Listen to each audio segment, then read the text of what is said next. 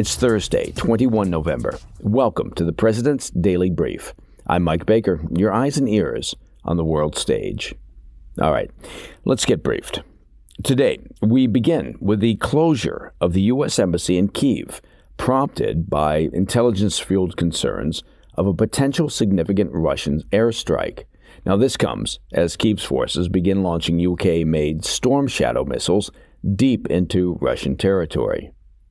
Later in the show, an update on the alleged sabotage of underwater cables in the Baltic Sea, with Denmark now monitoring a Chinese ship suspected of involvement.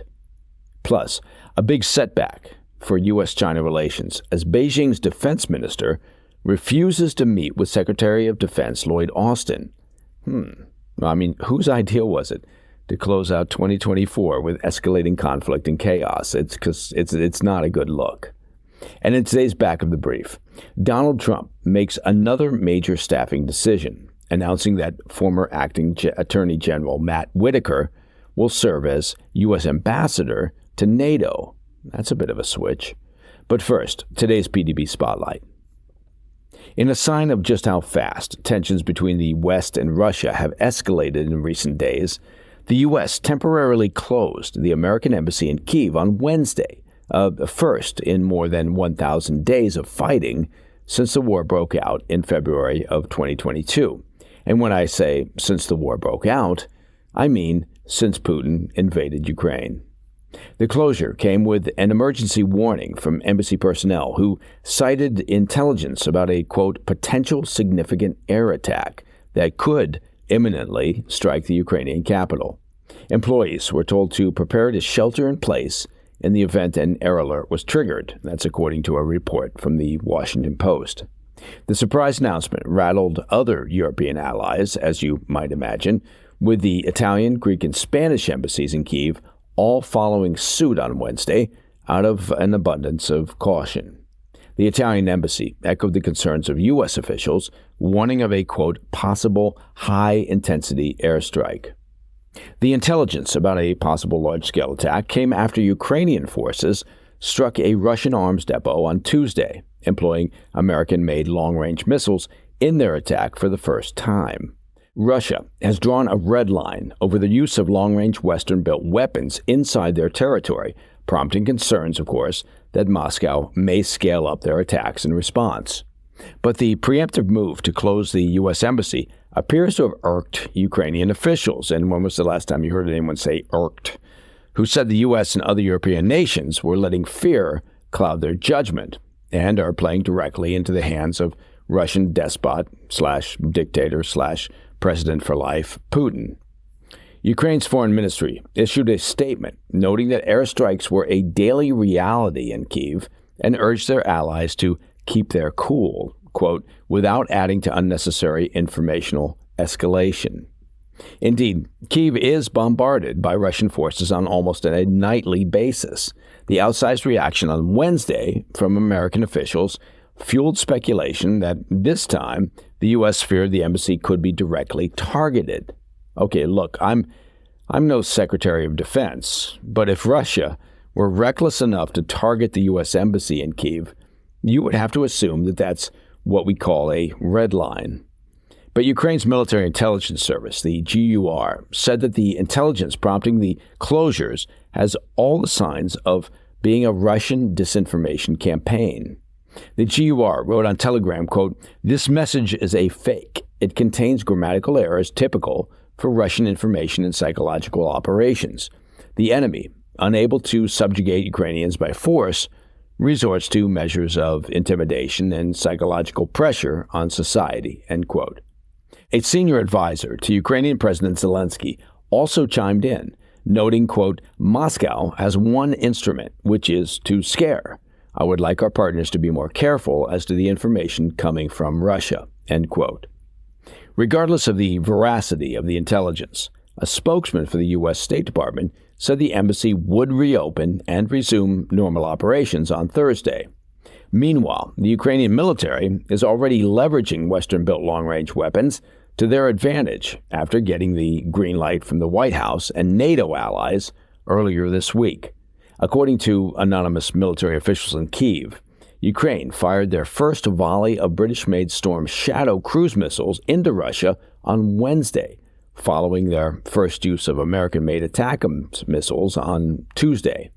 While details of the strike are difficult to verify at this time, Russian Telegram channels reported that as many as 12 Storm Shadow missiles were fired into Russia's partially occupied Kursk region.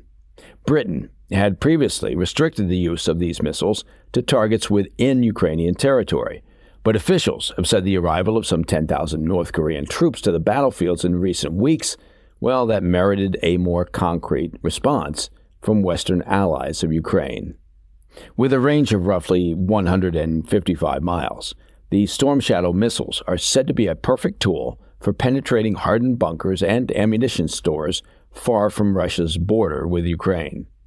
While analysts say the long-range weapons are unlikely to give Ukraine a decisive edge over Russia in the conflict, they may help Kyiv solidify their current position, strengthening their hand, of course, if Russia ever agrees to come to the negotiating table. All right, coming up after the break, Denmark monitors a Chinese ship suspected in Baltic Sea cable sabotage. Now, that's not a sentence I've ever said before. And Beijing's defense minister snubs a meeting with the U.S. Secretary of Defense. I'll have those stories when we come back. Welcome back to the PDB. I want to return to our coverage of the suspected sabotage of undersea fiber optic cables earlier this week as European investigators focus on a Chinese cargo ship that was recently docked in Russia. Maybe there's a clue in there somewhere. As we discussed on yesterday's PDB, 2 telecommunication cables in the Baltic Sea were severed in quick succession late Sunday night and early Monday morning, fueling suspicions that Russia had engaged in a hybrid sabotage operation meant to intimidate Ukraine's NATO allies. One of the cables impacted connects between Sweden and Lithuania, while the other links Finland and Germany. While details of the investigation were initially sparse, authorities in Sweden and Denmark said Wednesday that they are focused on a Chinese bulk carrier vessel currently sitting idle in Danish waters. The Danish Navy is currently shadowing the Chinese-registered cargo ship, which they said passed directly over the cable Sunday evening into Monday at roughly the same time that the damage occurred. The ship had previously been docked at a port in western Russia. Oh, it's getting more interesting.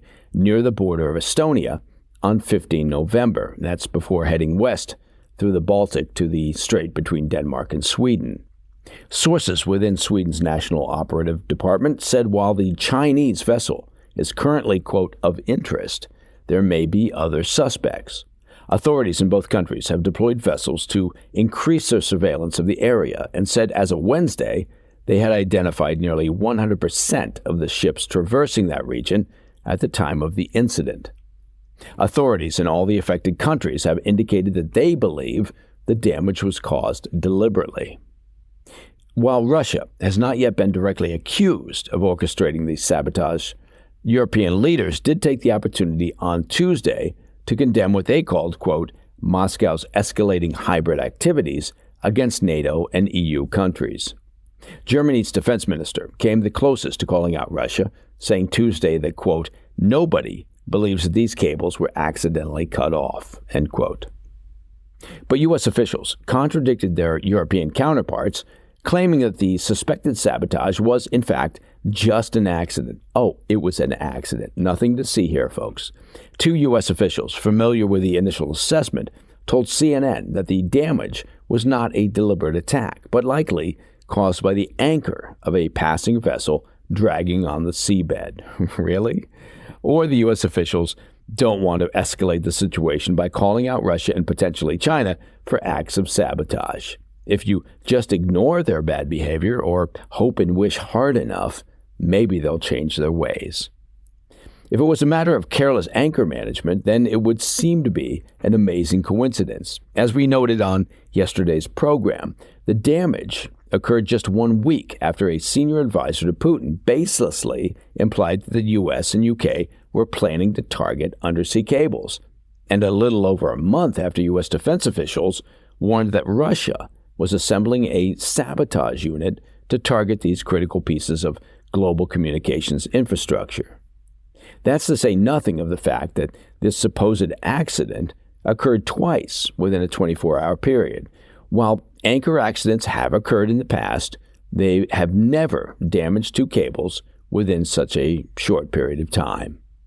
The Kremlin, meanwhile, addressed the situation on Wednesday, rejecting speculations that they were involved as, quote, laughable and also, quote, absurd. Both laughable and absurd.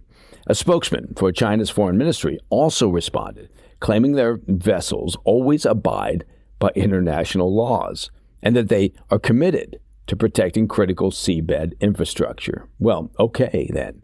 That's good enough for me. Shifting to U.S. China relations, high-level military talks hit a snag this week as Beijing refused a Pentagon request for a meeting between Chinese Defense Minister Dong Jun and Secretary of Defense Lloyd, marking the first such pause in talks in a year. According to a senior American defense official, the Pentagon extended the invitation as part of an ongoing effort to maintain open communication ahead of a summit of Asian defense officials in Laos.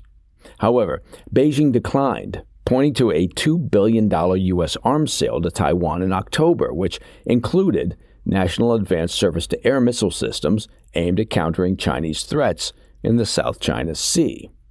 The official expressed skepticism over this explanation.